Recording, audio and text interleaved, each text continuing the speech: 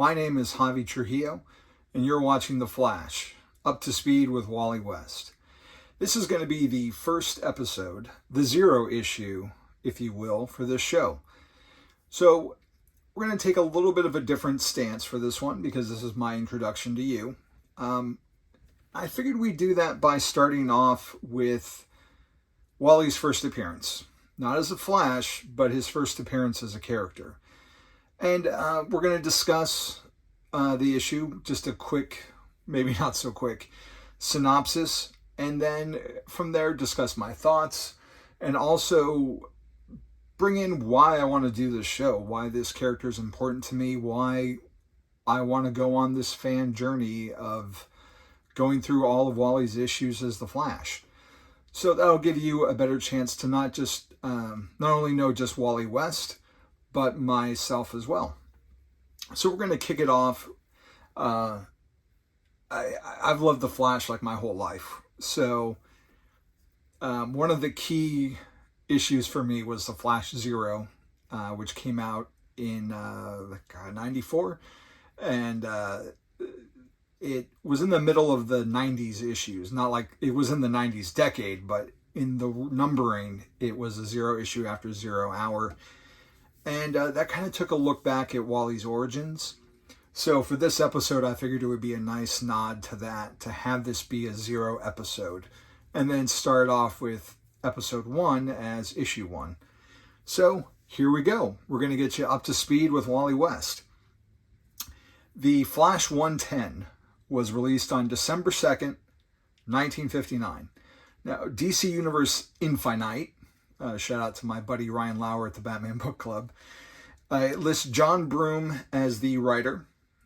Pencils by Carmine Infantino, whose name should be very familiar to Flash fans. Inks by Joe Giella and Murphy Anderson, and a cover by Carmine Infantino and Joe Giella. So it's noon at Barry Allen's apartment as he waits for Iris West to arrive with a special visitor. Barry opens the door to see a red-headed young man wearing a bow tie, because apparently that's what kids wore in the 50s. It's Wally West, Iris's nephew, and president of his hometown's Flash fan club. Iris tells Barry of Wally's ambition to meet the Flash. Now, at this point, Iris doesn't know about Barry's dual identity. She asks if he can help arrange it, and leaves the pair to get acquainted. Barry lets Wally in on a secret. He tells the young boy that Flash sometimes visits him, staying in one of his rooms as a headquarters of sorts. He invites Wally to try the door to see if the Flash is there. As Wally approaches, Barry changes into the Flash and speeds inside the room before the boy can even notice. Wally is greeted by his scarlet-clad hero, who says he couldn't help overhearing the conversation in the next room. Wally then peppers Flash with questions, but the Flash decides rather than tell Wally how he got his powers, he's going to show him. So Flash makes this excuse that Barry had to leave for a while as he gives Wally his demonstration. He comments that it was 2 years ago that he was in the lab mixing chemicals when suddenly lightning crashed through the window, dousing him with the materials that he was working with. Now, as Flash is explaining all this, the accident, in a 2 in a billion chance, repeats itself, giving Wally the gift of super speed. After a few tests to see if Wally does indeed have powers, the Flash gives him a speech about their powers coming with great responsibility. Yes, this is in the 50s, well before Amazing Fantasy 15 coined the phrase, "with great power must come great responsibility" for Spider-Man. He then bestows upon Wally a special ring, one with a sequin compartment that houses his very own Flash costume. The Flash then decrees Wally to be Kid Flash. Flash realizes he has to get back to work, leaving Kid Flash in the apartment to practice his speed. When he hears over the radio that dangerous animals have escaped from the zoo, Wally sees it as the perfect opportunity to practice his speed and help people. Mimicking his hero's tricks, Kid Flash rounds up and secures all the animals before the Flash can even reach the scene. Now, later back at Barry's apartment, Wally fills his Aunt Iris in on his big day, but keeps the secret of Kid Flash to himself, just like he promised to Mr. Flash. The story ends up with the following announcement. Watch for another exciting Kid Flash story in a future issue of The Flash. So now you are up to speed with Flash 110, the first appearance of Wally West.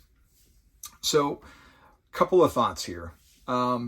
It's definitely a product of its time. Like, not just the style, of course, with like kids wearing bow ties, but there's a lot of sayings as well that would be not used today. Wally says jumping jets 4 times over the course of this story, which is like half the issue.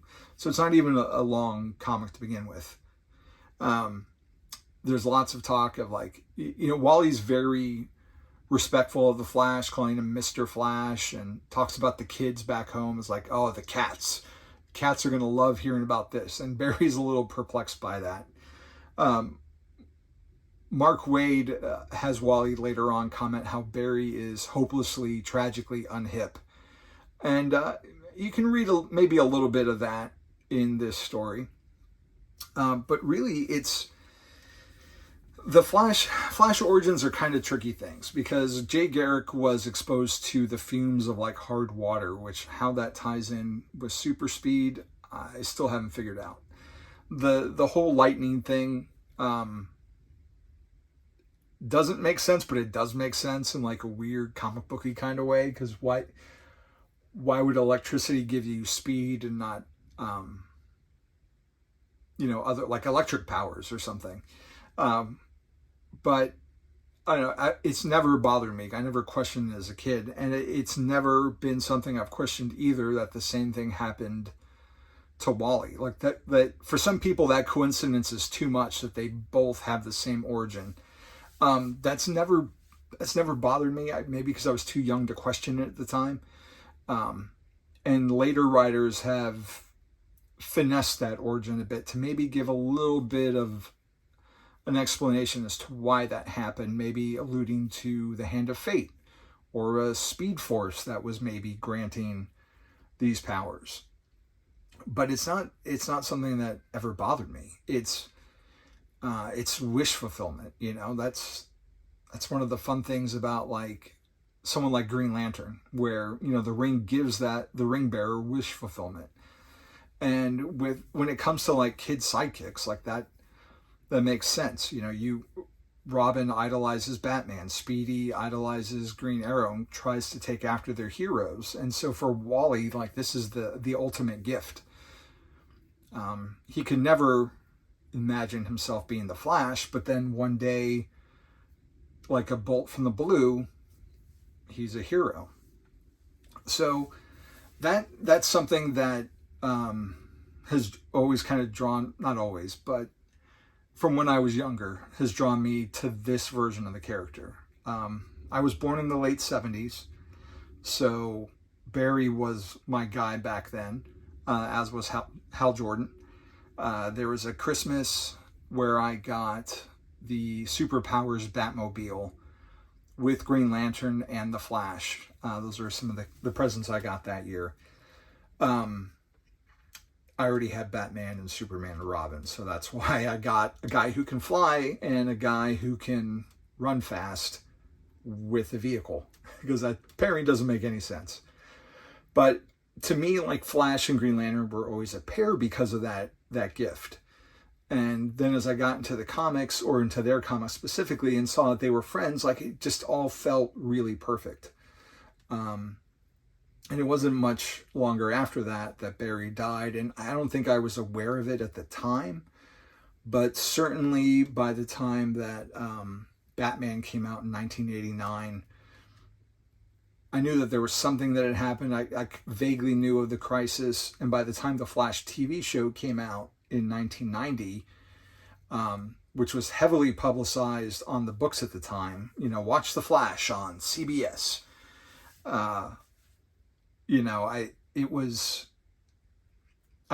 Barry was like, he was still my guy, right? And it was like, how could they kill Barry Allen? Like, you don't kill comic book heroes. They don't stay dead. And I distinctly remember in the 90s, because, hyped from the show, trying to get into the comic, and Wally was a jerk. People even called him that in the issue. Like, he seemed like a little bit of a brat. And it's like, this guy isn't Barry Allen. Like, Barry's like the ultimate hero. Like, I like the character from the comics, the character I had a figure of, the character I saw on television. Wally was not it. But then, of course, issue 50 came and he got a costume change, and that was interesting. It looked kind of like the show. And I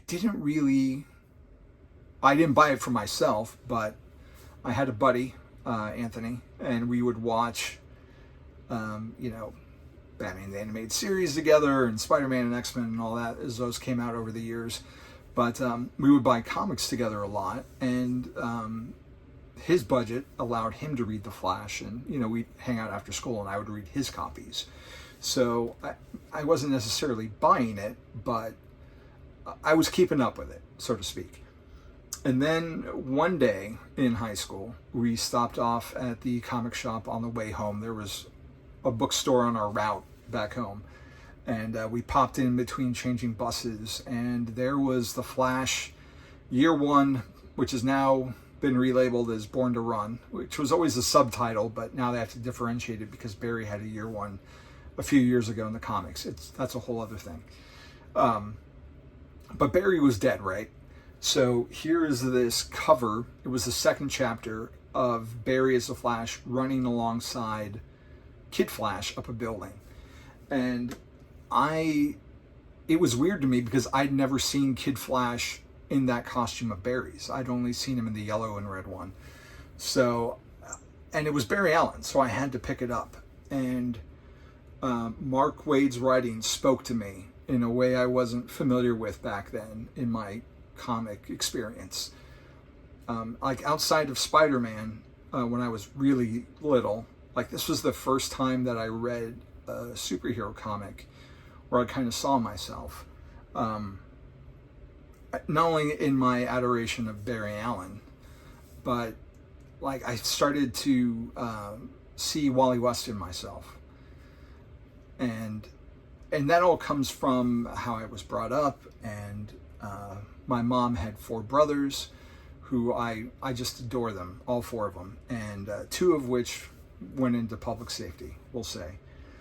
And as I started to follow them on that career path, the specter of their legacy weighed heavily on me as a kid, because lots of things. I've always had to deal with weight problems, and maybe not the most coordinated person. I certainly wasn't the star athlete that they were. And they'd probably be mortified to hear me talk about this, but I mean, I looked up to them very much, and I never felt like I measured up to them. That wasn't something that they put on me. That was just the way I internalized everything. Like, they never gave me the impression that I wasn't good enough, but I felt the weight because 2 of them were like of the year, so it was a big legacy to live up to. And as I started to read The Flash, I saw that with Wally. The reason Wally was a jerk in the beginning of a series was because he wasn't Barry, because he was trying to live up to this legacy of this perfect saint who saved the DC universe.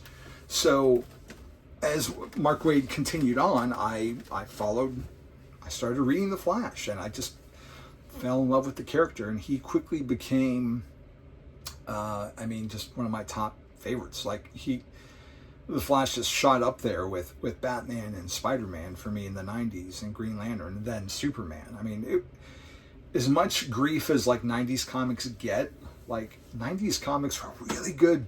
Like, there's a lot of craziness that goes on and extreme because 90s, but there was a lot of good material in there, and Waid's The Flash was at the forefront of it.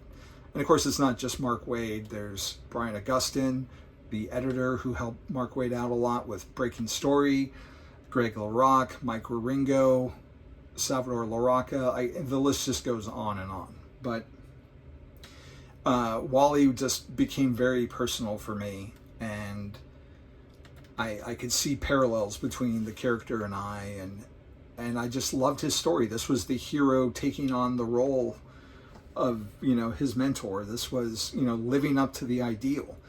Because outside of like, at this point, 2 quick runs as Batman, like Dick's not really Batman full time. He's basically done maybe a year's worth of real-time stories.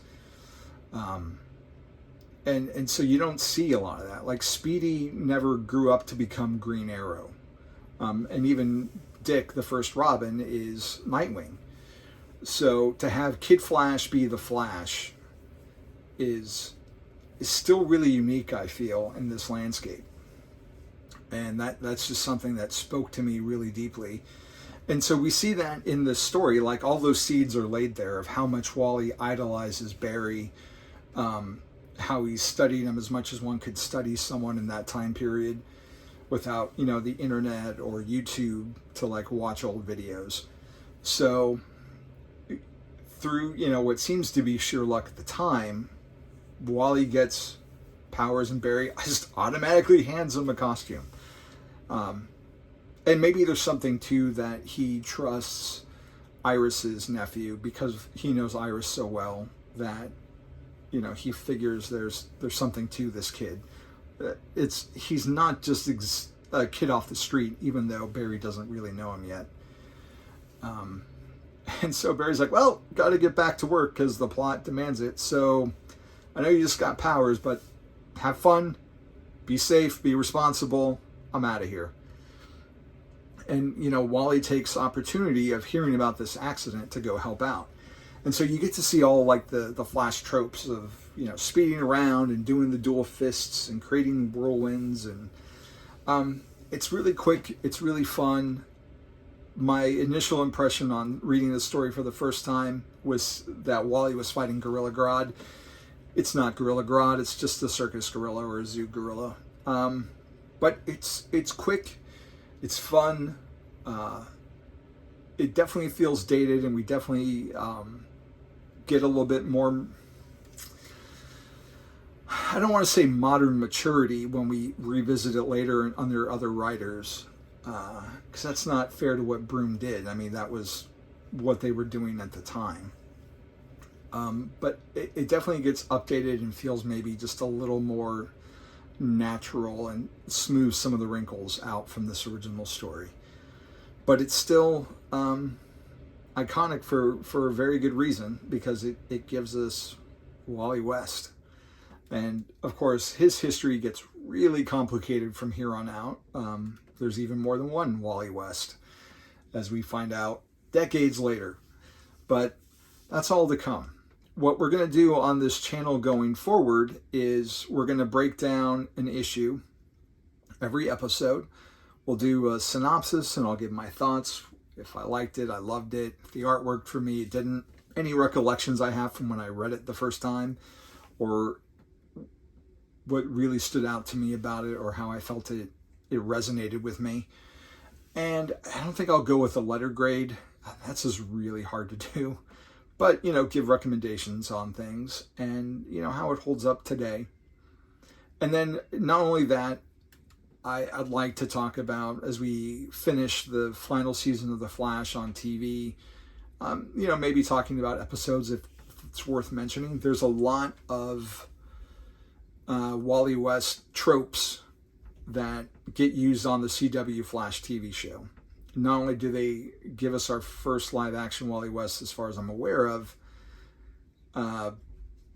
because there is a kid in the John Wesley Shipp Flash, but he's not Wally. That's my cat, sorry. She wants to be on the video probably.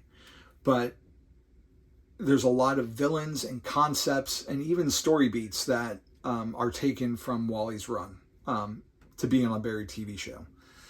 So we'll probably dip into that. Obviously, we're going to talk about the movie, the first solo Flash movie. I mean, it's not really a solo Flash movie because there's more than one Batman in it.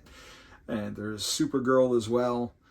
But it still is the Flash movie. Even if it's not Wally West, I still want to talk about it. I'm super pumped to have Michael Keaton back as Batman one last time. And if you don't know by now, I've done a lot of stuff on Batman on film.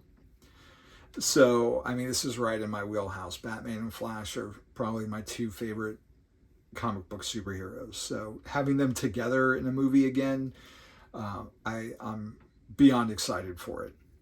And we'll have some product reviews too. I've very quickly will be putting together a review of the Tweeterhead Flash Maquette statue. Spoiler alert, it's awesome. So we'll go into detail on that as well. But I just want I want this channel to be educational and enlightening and fun, and just celebrate all things about the Flash. And because Barry gets so much of the limelight, I want to shed some light back on Wally, because he's had a rough time post Flashpoint in the comics, and only now is he back in the role full time and headlining the book. So this is a channel that I've wanted to do for the last almost 5 years, where I started like an Instagram page and opened up a YouTube page. And because the character has gone through some dips, it's made it hard for me to stay motivated for it. But Wally's back. I feel back. I'm excited what we're going to talk about next. So I hope you give this series a chance. I know this one's probably a little rough because I'm figuring out things of what we're doing, of how the show is going to operate, how the format's going to go. But I can't thank you enough if you stuck with me for this long. Apologize for the shoddy camera work, the weird backdrop, but hopefully we'll figure it all out over time. And I want to thank you so much. And for everyone behind this camera that's given me the support to get this channel going, that shared my love of the Flash, thank you so much. You guys know who you are. I appreciate all the encouragement. And with that, folks, we will see you next time. You are up to speed with Wally West. Take care.